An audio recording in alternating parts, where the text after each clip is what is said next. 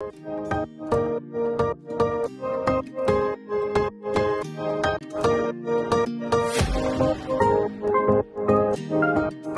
my beautiful friends, it's Amanda here, and today we're talking about this new palette release from Nomad Cosmetics. This is the Paradise Islands palette. Nomad very kindly sent this over to me before the release, but this is currently available now. You can find it on their website for $44 US. I'm pretty sure a couple of my YouTube friends here have affiliate codes for Nomad, so I'm gonna see if I can find a couple of codes for you, and I will list those down in the description box. If you want to save a couple bucks on a Nomad purchase, I personally don't have an affiliate code with them, but I think a few of my friends do. Pretty sure maybe Karen or Amy, maybe both, I don't know. I'll list them in the description box for you. We're going to take a close-up look at this palette. I'm going to show you finger and brush swatches, I'm going to show you comparisons, and I'm going to show you 2 tutorials with this palette. So we have a lot of information to get through. So let's first take a close-up look at this palette and its packaging. This is really fun, bright, tropical packaging. I love that these shades from the outer packaging are reflected inside as well. They really did a great job of marrying the theme inside and out. On the back here, I do want to point out something kind of funny. There's a typo on that very first shade. It says Pora Pora, but the shade's actually Bora Bora. You'll be able to see that inside. I just thought that was kind of funny. You know, it happens. Typos happen. Humans make these things. So I just wanted to point that out in case you got confused about the shade names. Now, the palette itself has a much more simplified back packaging. The shades aren't printed on the back, but you can see here that they're supporting actually 2 different charitable causes. I'm going to link the websites down below just in case you want to support these causes, but you're not necessarily interested in buying this palette. I'm a big fan of coral reef rebuilding. I lived in Hawaii for a long time, so I do donate to the Coral Reef Alliance, which is a separate entity from this one. And this palette is labeled as both cruelty-free and vegan. Inside you can see there is a very sizable mirror, and then we have 18 shades laid out here in 3 rows of 6. There are little special imprints in all of these. I did ruin them because I've been swatching and playing with this palette for several days now, so it does kind of happen, sadly, but you can see some of them are still nicely intact. This is just a close-up here so you can see all of those little special details. They do a great job of making their palettes feel really special and unique with all of these little printed details, with the extra attention to the packaging. It all feels very complete. Next, I want to show you some swatches. As always, finger swatches are on top and then brush swatches are below. I did break this into 2 sets of swatches so that we didn't have the colors all jammed in there and you can really get a feel for what these shadows look like on the skin. After the Paradise Islands swatches, I'll show you just a couple of comparison swatches as well.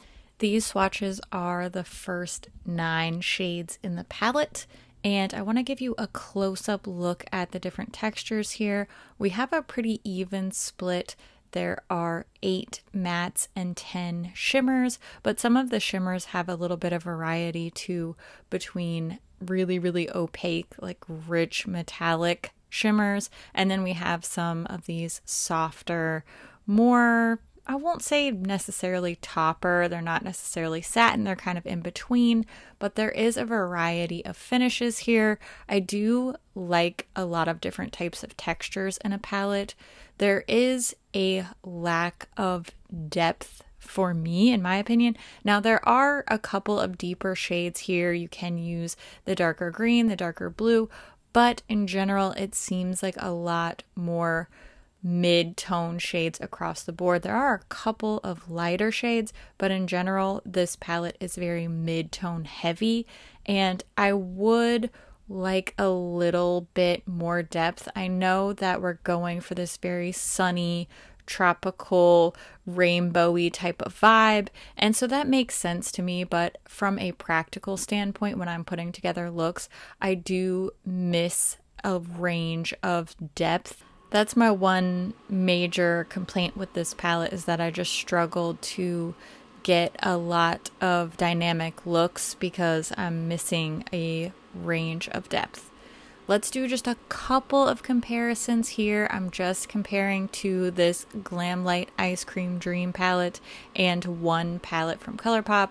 The Ice Cream Dream is pretty similar on this first round of swatches. Maybe not one for one on most of the shades, but definitely a very similar look coming out of these. The second half of the palette is where it starts to diverge a little bit more. There's no rich green in the Ice Cream Dream palette, but we do have a variety of neutrals to throw in there, so that is the major difference. But several similar color stories could come out of there. Same kind of idea here with the ColourPop Fade into Hue palette.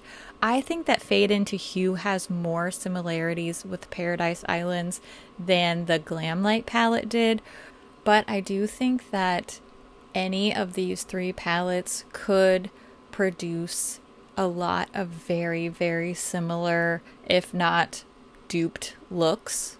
So just keep that in mind. If you've been wanting one of these, you really definitely don't need all three.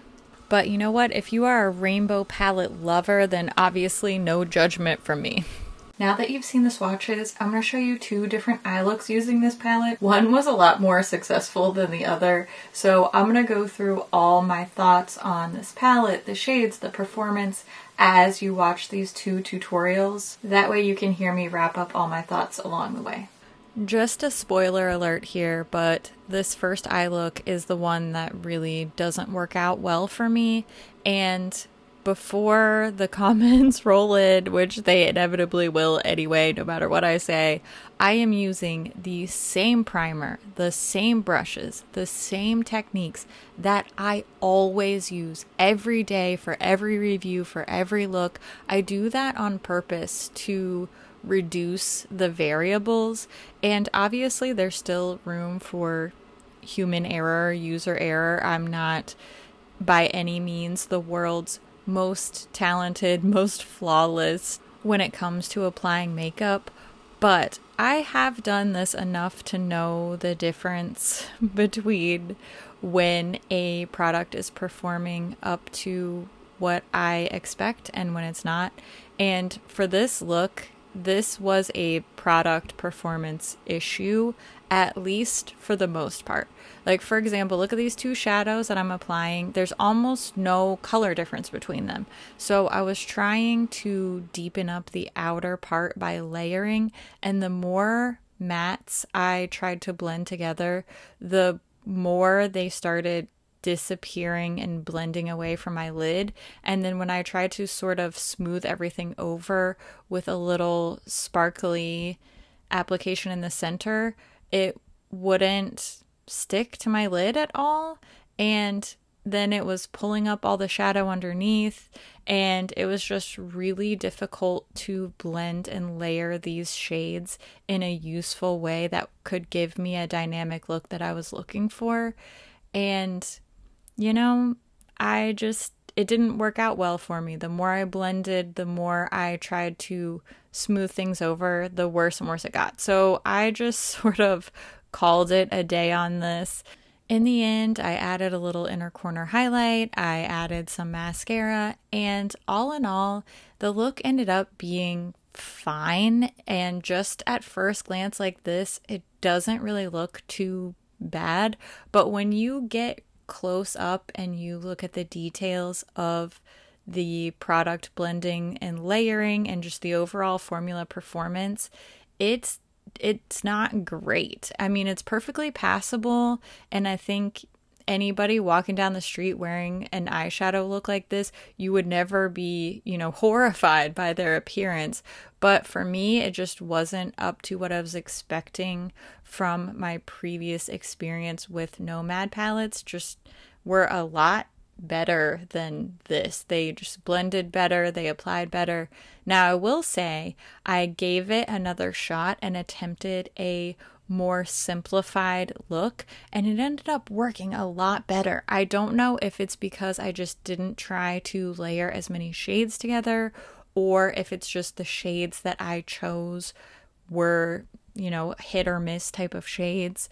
But this method of just using a couple of shades and not trying to layer a bunch of mattes and shimmers together worked so much more easily, and I do think that this is really the way to go, especially because there's not a ton of variation in depth. For me, this palette is at its best when I go for a more simplified look in terms of the number of shades I use and the number of different formulas I try to layer together. So for me, this is just not my favorite ever Nomad palette. I love the theming. I really like the whole concept. The theme, the shades, it's all really, really pretty. The packaging is great. And this second look that I came up with, I honestly really love. I wore this for several hours and it wore beautifully. But I do just find between the lack of a couple of deepening shades and the hit or miss performance formula wise, this just is a middle of the road palette for me personally.